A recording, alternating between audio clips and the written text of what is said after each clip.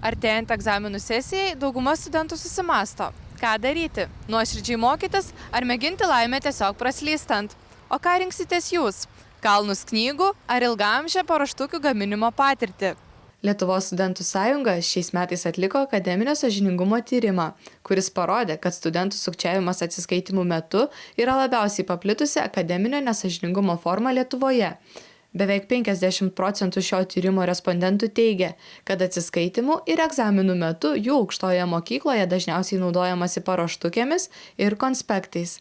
Kiek mažiau, 40% respondentų pastebėjo dažnus nusirašinėjimus.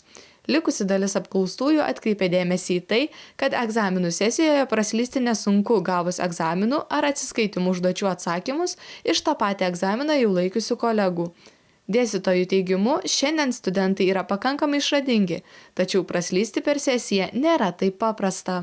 Išradingiausias būdas buvo toks, kad aš pastebėjau vieną studentą, kuris tikrai nusirašinėjo, nes jisai paskaitų nelankė. Ir aš svarbiausia pagavau, kad jisai kažkaip tai tobulai ten man testą daro ir aš supratau, kad jis nusirašo.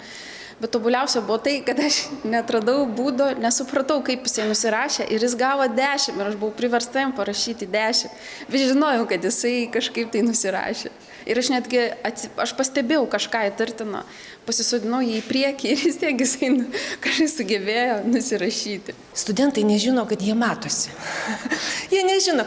Kol žmogus nežino visų neverbalikos subtilybių, mes išsiduodame savo kūnų, savo bėgiojančiais žvilgsniais, mes išsiduodame. Ir, ta prasme, nėra taip paprasta nusirašyti, tiesą sakant, kaip gali atrodyti. Laidos Universitetai LT anoniminės apklausos duomenimis, didžioji dalis studentų egzaminų sesijos metu yra linkusi nesimokyti ir sukčiauti. Anot respondentų, pastarieji sesiją dažniausiai laiko nusirašinėdami nuo geriau besimokančių, tardamiesi su kolegomis, naudodamiesi paruoštukėmis ar spėliodami. Tačiau yra ir tokių, kurie egzaminus išlaikyti bando moderniais būdais, naudodamiesi naujausiamis sukčiavimo technologijomis, tokiomis kaip mikroausinės ar belaidžio ryšio laikrodis. Tačiau tokie studentų bandymai griebtis paskutiniojo šiaudo pasiteisina itin retai. Atskiri universitetai turi nusistatę savas taisykles dėl sukčiavimo egzaminų metu.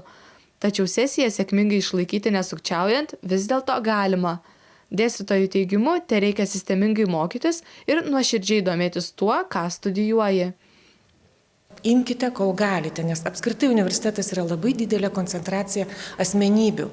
Ir praktiškai gali atrodyti, kad ir nieko čia tose paskaitose nevyksta, nieko neįdomu, bet iš tiesų žmogus tobulėja. Ir tavo studentai, absolventai, supras, pavyzdžiui, po 2-3 metų, kai jie sutiks savo kolegas, kurie nebaigė universiteto, ir jie pamatys, kaip jie kokybiškai visgi paaugo. Bet čia tie, kurie lanko paskaitas, kurie nori kažką žinoti, nori kažką suprasti, auginasi savo kompetenciją, nes paskui, kai jie išeis, tie, kurie, pavyzdžiui, nesimoko, jie išeis, tai tada jau nebebus pas ką paklausti.